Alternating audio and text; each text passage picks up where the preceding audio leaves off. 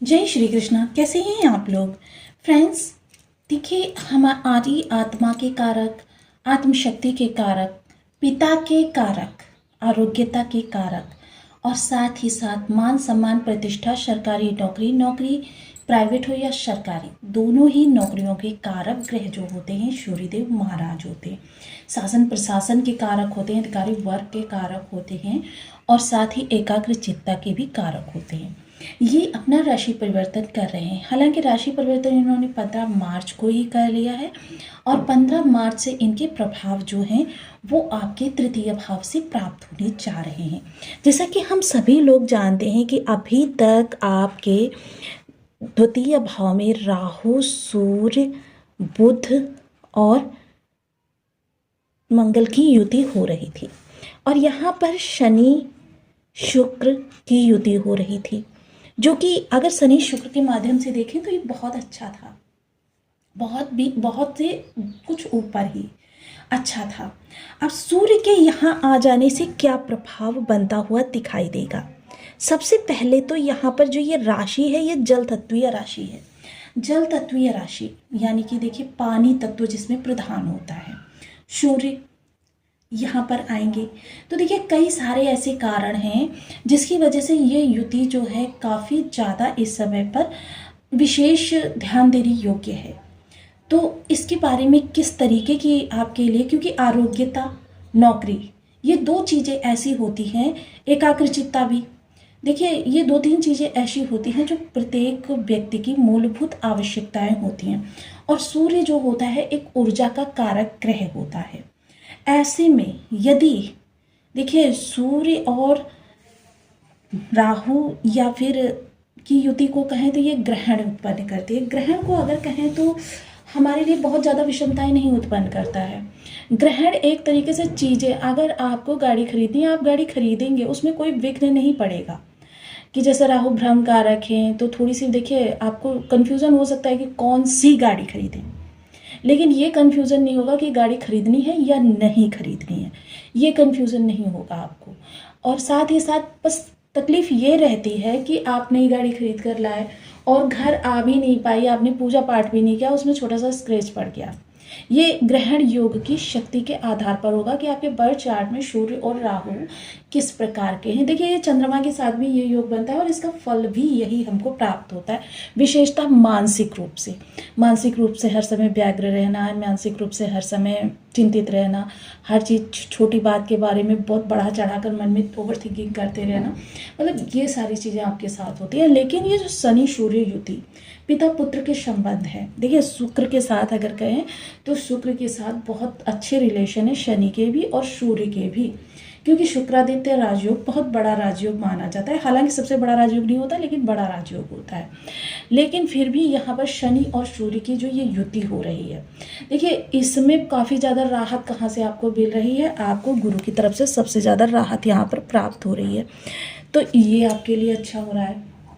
वही क्योंकि गुरु की राशि है, जल तत्वीय राशि है, तो यहाँ पर दोनों को धैर्य देने का कार्य करेंगे, क्योंकि जल क्या होता है, शीतल होता है। यहाँ पर धैर्य देने का काम करेंगे जो कि बहुत अच्छा रहने वाला है। शनि सूर्य की युति के लिए शायद ब्रह्मांड ने ही इस भाव को चुना है कि देखिए शनि सूर्य की युति तो होनी ही है। अब इस युति के माध्यम से जो आप हमारे लिए प्रचंडता निकल कर आएगी, यानी कि जो वेग निकल कर आएगा वो थोड़ा सा कम होगा, तो बहुत अच्छा होने जा रहा है। वही शनि देखिए आजीविका के भी कारक होते हैं और सूर्य अधिकारी वर्ग के कारक होते हैं, यानी कि आपसे ऊपर के पदों पर जो लोग कार्यरत हैं वो आपके सूर्य हो जाते हैं। और शनि क्या है, जो कर्म आप कर रहे हैं, यानी कि दोनों का देखिए अगर देखें तो एक दूसरे से अभूतपूर्व या अभिन्न संबंध कहा जा सकता है, लेकिन फिर भी ये एक दूसरे के लिए कुछ ना कुछ त्रुटियां उत्पन्न करते रहते हैं। वो किस तरीके की त्रुटियां होती है, हालांकि बहुत बड़ी नहीं होती है, अगर उनको समझदारी और संयम से हम नियंत्रित करते रहेंगे तो बहुत अच्छा रहने वाला है। ये विवेक और आवेग दोनों का प्रवाह यहाँ पर रहने वाला है। और ये चीज़ हमको डिसाइड करनी है कि हमें विवेक को ज़्यादा पकड़ना है या आवेग को ज़्यादा पकड़ना है। विवेक और आवेग के मध्य हम खड़े हुए हैं, अब किस तरफ जाना है ये चीज़ समझ लीजिए, क्योंकि आपको पहले ये पता होना चाहिए कि आपके लिए कौन सी चीज़ों की एक्सपर्टीज जो है वो बहुत बड़ी है। मतलब कौन सी चीज़ें आपको बहुत ज़्यादा ज़रूरी हैं। और मोस्टली अगर मैं कहूँ तो विवेक ज़्यादा ज़रूरी है, क्योंकि कर्म आजीविका आपकी यहाँ पर नियत हो रही है। तो चलिए आरंभ करते हैं, बने रहिए हमारे साथ इस वीडियो में एंड तक, आपको बहुत कुछ जानने के लिए मिलेगा। वीडियो बहुत ज्ञानवर्धक होने वाला है। यदि आपके लग्न में 10 नंबर बना हुआ है तो ये राशिफल आपके लिए है। यदि कुंडली में कहीं भी चंद्रमा के साथ 10 नंबर बना हुआ है तो ये राशिफल आपके लिए। कुंडली ना होने की स्थिति में आप इसे नाम राशि से भी देख सकते हैं। यदि अभी तक आपने अपने इस चैनल को सब्सक्राइब नहीं किया है तो प्लीज़ सब्सक्राइब कर लीजिए, वीडियो को लाइक कर दीजिए, चैनल को शेयर कर दीजिए। इससे होगा क्या कि हमारे आने वाले हर वीडियो की नोटिफिकेशन मिल सकेगी आपको सबसे पहले। एक प्यारा सा कमेंट करना बिल्कुल ना भूलें। कमेंट से हमें बहुत मोटिवेशन मिलता है, हौसला मिलता है और ये पता चलता है कि आप और क्या जानना चाहते हैं। तो काफ़ी महत्वपूर्ण ये स्थिति आपके सामने आने जा रही है, जो आपके लिए अच्छा या बुरा किस तरीके का ऑप्शन लेकर आने जा रही है। क्योंकि तृतीय भाव है, ये आपके प्रयास का भाव है, काफ़ी महत्वपूर्ण भाव है कि आप किस तरीके का प्रयास करते हैं। तो मोस्टली यहाँ पर अगर मैं कहूँ तो देखिए थोड़ा पैमाना रहेगा। जैसे अगर 100 को हम लेकर चलें तो उसमें से 30 to 40 आपके लिए यहाँ पर थोड़ा सा दिग्भ्रमण रहेगा। कुछ कार्य करने आप कुछ और जाएंगे, हो कुछ और जाएगा, रिजल्ट कुछ और निकलेगा।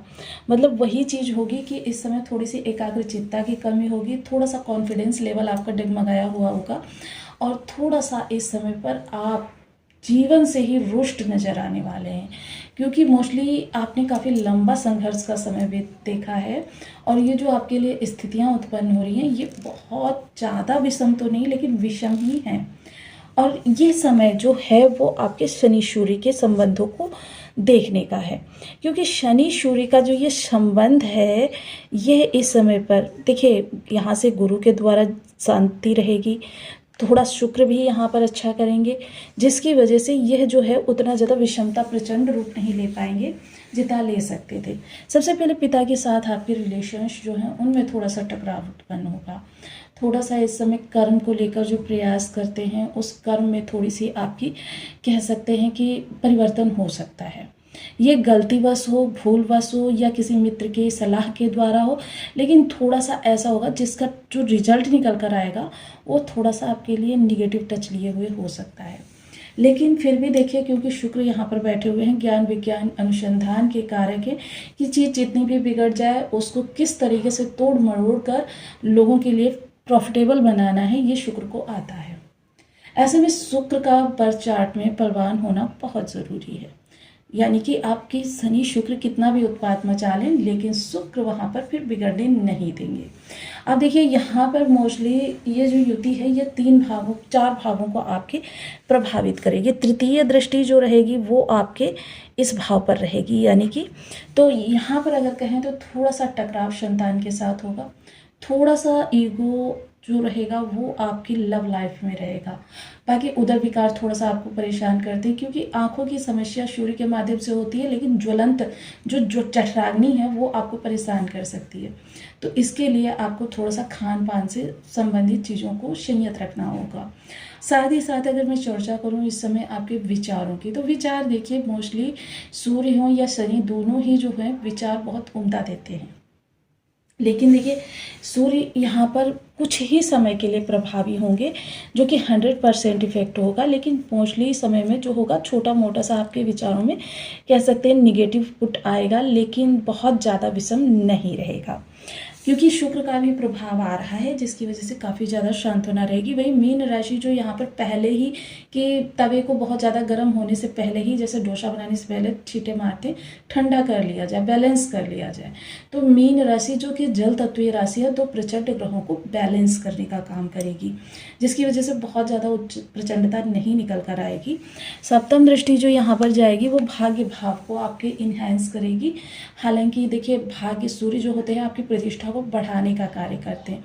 आपकी प्रतिष्ठा जो होती है समाज में सम्मान जो आपका होता है उसको थोड़ा सा और ऊपर के लेवल पर ले जाने का कार्य करते हैं। तो ये आपके लिए अच्छा रहने वाला है, लेकिन थोड़ा सा एक विषमता भी निकल कर आ रही है कि पिता का थोड़ा सा किसी भी प्रकार की टेंशन पिता की तरफ से आपको मिल सकती है, चाहे वो आपके मतभेद में किसी भी प्रकार का टकराव हो जाए, या पिता के कार्य कारोबार में किसी प्रकार की दिक्कत हो जाए, या फिर स्वास्थ्य में किसी प्रकार की चिंता हो जाए। ये चीज़ आपको थोड़ा सा इस दौरान परेशान कर सकती है।